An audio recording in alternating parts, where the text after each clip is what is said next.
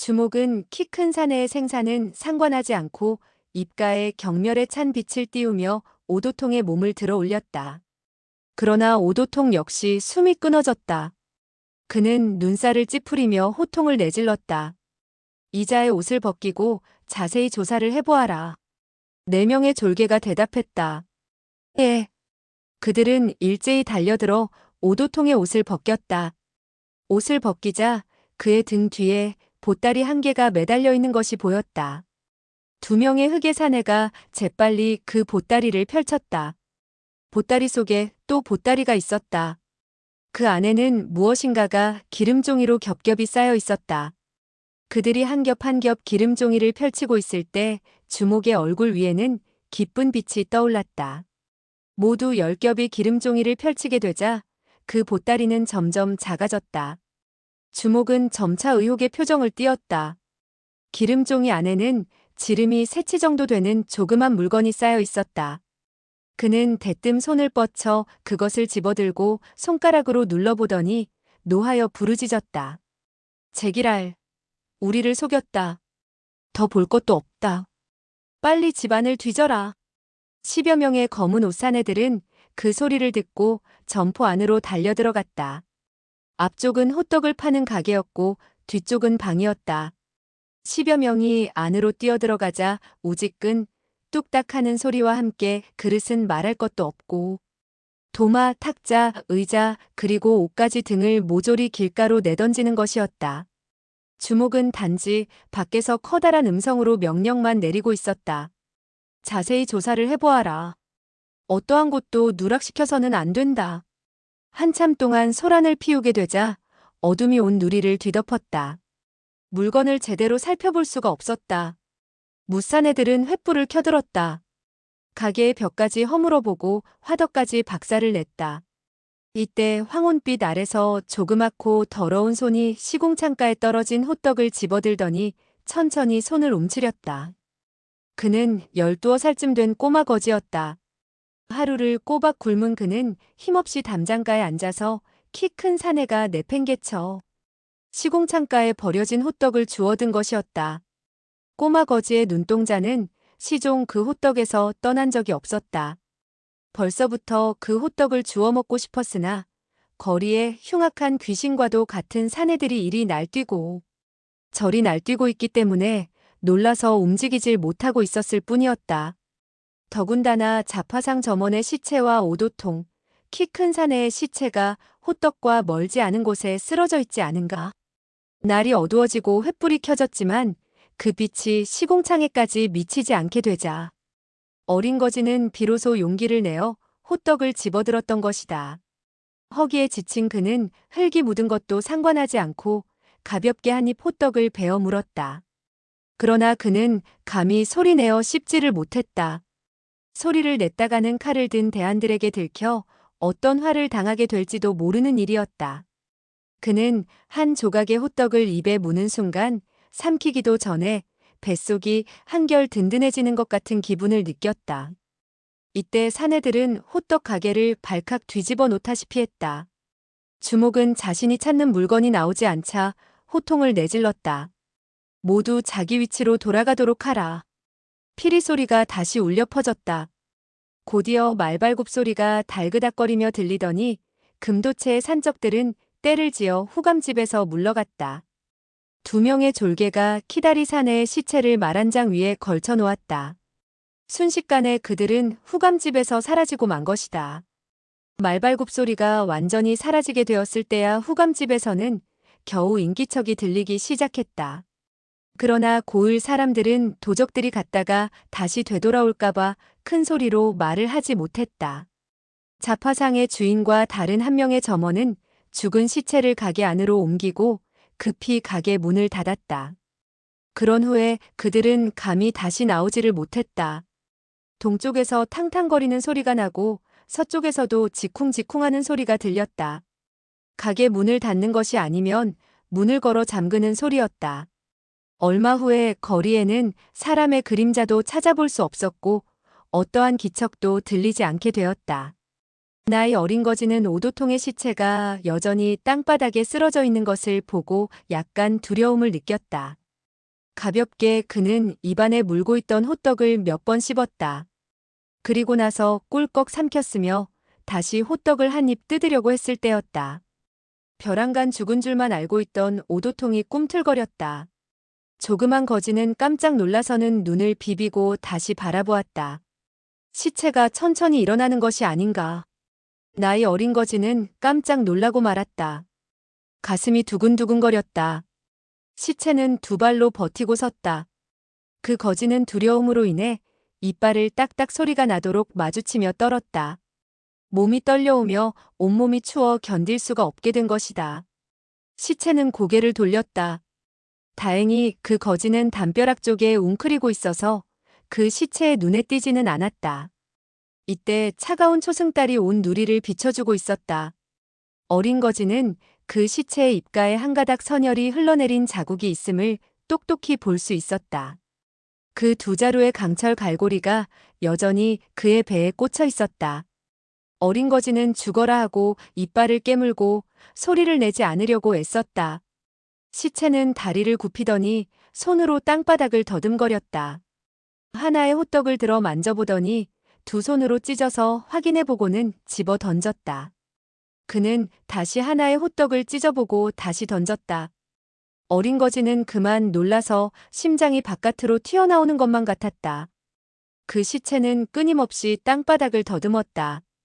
어떤 다른 물건이 손에 닿아도 아랑곳하지 않고 호떡만을 잡아서 찢고 던지곤 했다. 그는 차츰차츰 시궁창이 있는 곳으로 다가오게 되었다. 산적들이 호떡 가게를 뒤집게 되었을 때 백목판 위에 20개나 되는 호떡을 모조리 땅바닥에 내던지곤 했다. 이때 시체는 고개를 쳐들고 그 호떡들을 하나하나 주워들고 먹지도 않고 조각을 내어 땅바닥에 내던지곤 했다. 어린 거지는 그 시체가 점차 담벼락 옆으로 다가오자 깜짝 놀란 나머지 도망을 치고 싶었지만 온몸이 와들와들 떨려 도망을 칠 수가 없었다. 시체의 행동은 매우 느렸다. 20개의 호떡을 찢어서 내팽개치는데 향이 한 대 탈 시간이 흘렀다. 그는 땅바닥에서 다시 호떡을 찾지 못하자 천천히 고개를 돌렸다. 사방을 두리번거리는 것 같았다. 어린 거지는 고개를 돌렸다. 그는 감히 그를 쳐다볼 수 없었던 것이다. 벼랑간 그는 혼비백산하고 말았다. 본래 그의 몸은 담벼락 가에 웅크리고 있었으나 달빛이 등 뒤에서 비춰와 그의 봉둔한 발의 그림자를 시체의 발 옆에 드리워지게 만들어 놓고 있었던 것이다. 어린 거지는 그 시체의 발이 다시 한번 움직이는 것을 보고 비명을 내지르며 죽어라 하고 도망을 쳤다. 그 시체는 목쉰 소리로 부르짖었다. 호떡, 호떡. 그는 휘청거리며 뒤쫓아왔다. 급히 도망치던 어린 거지는 땅바닥에 돌에 걸려 곤두박질을 쳤다. 시체는 허리를 굽히고 손을 뻗쳐 그의 등을 누르려고 했다. 어린 거지는 재빨리 몸을 뒹굴었다. 그는 한옆으로 비켜났다가 다시 일어서서 뛰었다. 시체는 일시 몸을 가누지 못하고 잠시 동안 애를 써서야 똑바로 일어설 수가 있었다. 그 시체는 보폭이 길었다. 성큼성큼 옮겨 디디자 겨우 10여 걸음을 디뎠을 뿐인데도 그 거지의 뒷덜미를 움켜잡고 번쩍 허공으로 높이 들어 올릴 수 있었다. 그 시체가 물었다. 내가 나의 호떡을 훔쳐갔지? 이런 상황에서 나이 어린 거지가 감히 부인할 수 있겠는가? 그는 부득이 고개를 끄덕여 보였다. 그 시체가 다시 물었다. 너는 벌써 먹었느냐? 어린 거지는 다시 고개를 끄덕였다. 시체는 손으로 어린 거지의 옷을 쫙 잡아 찢었다. 어린 거지의 살갗이 드러나자 그 시체는 흉악하게 말했다. 나는 너의 배를 가르고 호떡을 꺼내야겠다. 거지는 깜짝 놀라 혼이 달아날 정도였다. 그는 떨리는 음성으로 입을 열었다. 나는 한 입밖에 먹지 않았어요. 원래 오도통은 주목의 쌍장에 가슴팍을 얻어맞고 다시 키 큰 사내의 괴상한 갈고리에 배를 찔리자 일시적으로 정신을 잃었던 것이었다. 한참 후에 그는 정신을 차렸다. 배의 중요한 혈도를 찍혀 중상은 입었으나 죽지는 않았다. 그가 오로지 집착하고 있는 것은 바로 그 호떡밖에 없었다. 그는 정신을 차리자마자 금도체의 인마가 떠난 것을 알게 되었고, 배의 상처를 돌보지도 않고 호떡 속에 숨겨둔 그 물건을 끄집어내려고 했던 것이다. 그가 호떡 파는 노인으로 변장하고 후감집에서 은거한 지 이미 2년이나 되었다. 그동안 별일이 없었으며 방법을 다해서 그 물건의 원주인을 찾아내려고 했으나 시종 찾지를 못했던 것이다. 그러다가 피리 소리가 울려 퍼지고 200여 명이나 되는 산적들이 사방을 포위하게 되었을 때 그 도적들이 자기 때문에 나타난 것이라는 사실을 단정할 수는 없었지만 정세가 위험하게 되었다는 것을 깨달았다. 창졸간에 어디 숨길 곳도 없고 하여 그는 그 물건을 호떡 속에 집어넣었던 것이다. 그러다가 키다리 사내가 나타나자 그는 그 호떡을 달라는 대로 내밀었다. 그는 등잔 밑이 어둡다는 속담대로 위험한 수를 한번 써본 것이다. 아니나 다를까? 그 키다리 사내는 크게 노해서 그 호떡을 내동댕이 쳤던 것이다. 오도통은 중상을 입은 후에 정신을 차리자 그 물건을 넣은 호떡이 어느 것인지 알 수가 없었다. 그는 모조리 호떡을 찾아내어 쪼개보았지만 그 물건의 자취가 보이지 않았다. 그는 그 거지를 잡자 그 거지가 배고픈 나머지 그 물건까지 호떡과 함께 뱃속으로 집어삼킨 줄 알고 그의 배를 갈라서 그 물건을 꺼내려고 한 것이었다. 일시 그는 날카로운 비수를 찾지 못하자 이를 바드득 갈며 자기의 배에 꽂혀 있는 한 자루의 강철 갈고리를 뽑았다. 그는 그 갈고리를 돌려서 거지의 배를 그으려고 했다. 강철 갈고리가 자기의 뱃속에서 뽑히게 되었을 때 그는 극심한 고통을 느꼈다. 상처에서 피가 샘솟듯 흘러내렸다. 강철 갈고리가 어느덧 거지의 배에 닿았으나 갑자기 왼손에 힘이 쑥 빠졌다. 그리하여 그는 그만 5손가락을 놓게 되었고 거지는 땅바닥에 떨어졌다. 오도통의 오른손에 들린 강철 갈고리가 앞으로 내밀어졌으나 그만 허공을 찌르고 말았다. 힘이 다 빠진 오도통은 그대로 벌렁 쓰러져 두 발을 바르르 떨다가는 쭉 뻗고 말았다. 진짜 죽은 것이다. 그 거지는 땅바닥에 떨어졌으나 죽어라 하고 몸을 일으키고 앞으로 달려갔다. 그러나 조금 전 너무나 놀란 나머지 몇 걸음 달려나가지도 못해서 두 다리에 맥이 빠지더니 그만 앞으로 곤두박질 치며 쓰러지고 말았다. 그는 인사불성이 되었으나 여전히 오른손에는 한 입 물어뜯다만 호떡을 꼭 쥐고 있었다. 담담한 달빛이 오도통의 시체를 비춰주고 있었다. 이 달빛은 나이 어린 거지의 몸에도 쏟아졌다. 호련 동남쪽에서 은은한 말발굽 소리가 들려왔다. 말발굽 소리는 매우 빠른 속도로 다가오고 있었다.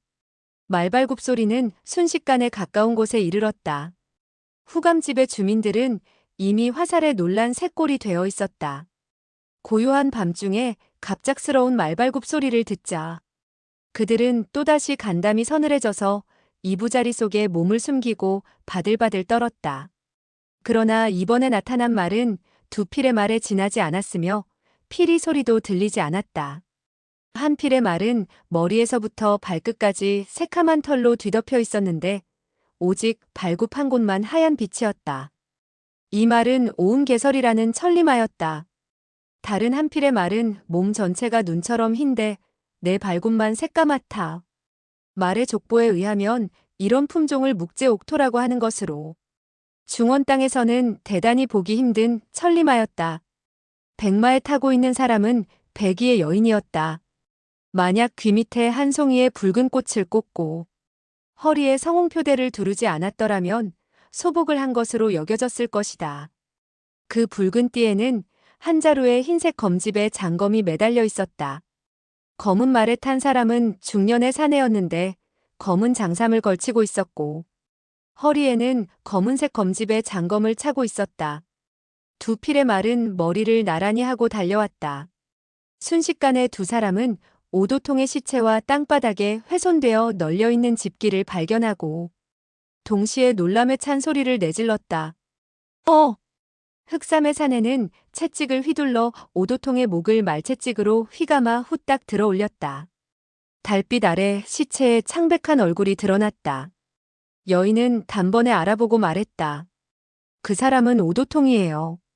아무래도 그 물건은 앙금도가 손에 넣은 것 같군요. 남자는 채찍을 풀어 시체를 길가에 내동댕이 쳤다. 오도통이 죽은 지 얼마 되지 않은 것으로 보아 어쩌면 뒤쫓아가면 잡을 수 있겠군. 백의 여인은 그 말에 동의하듯 고개를 끄덕였다. 두 필의 말은 어깨를 나란히 하고 서쪽으로 달려갔다. 이 두 필의 말발굽이 청석판 위에 떨어지는 소리가 달그닥거리며 울려 퍼졌다. 흑백의 두 줌만은 마치 한 마리가 달리는 듯 말발굽 소리가 하나로 합쳐져 한 마리가 달려가고 있는 것처럼 들렸다. 오랜 기간 훈련을 한 것이 틀림없었다. 두 필의 말은 청석판을 깔아놓은 길을 따라 듣기 좋은 선율을 남기며 달빛 속으로 사라져갔다. 말은 갈수록 속도를 더하여 순식간에 별량성의 교외로 빠져나갔다. 이제부터 길이 좁아 두 필이 나란히 다닐 수가 없었다. 남자가 앞장을 서자 여자가 그 뒤를 따랐다. 명마는 힘이 좋았다. 따라서 오도통이 죽은 시간을 계산하면 이쯤에서 금도체의 악당들을 따라잡을 수도 있을 텐데도 그림자도 보이지 않았다. 말은 쉬지 않고 몇 시간을 달렸다. 어느덧 동이 터오고 있었다. 먼 광야에 몇 가닥의 연기가 피어오르는 것이 어렴풋이 보였다. 둘은 서로 마주보며 빙그레 웃었다. 그들은 껑충 말에서 뛰어내렸다. 여자는 자기의 말고삐를 나무에 메고 다시 남자의 말고삐를 받아 두 필의 말을 한 그루의 나무에 맸다. 그들은 휙 몸을 날려 불꽃이 피어오르는 곳을 향해 화살처럼 달려가기 시작했다.